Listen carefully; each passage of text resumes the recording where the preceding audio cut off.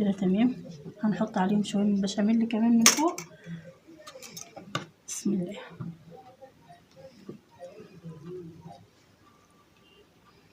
هنرجع نحط رق من البطاطس وهكذا لغايه ما نخلص الصينيه بالشكل ده.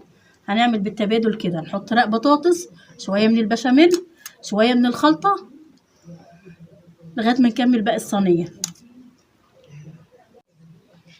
وبكده كل حبايب قلبي انا خلصت الصينيه بالتبادل زي ما حضراتكم شفتوها.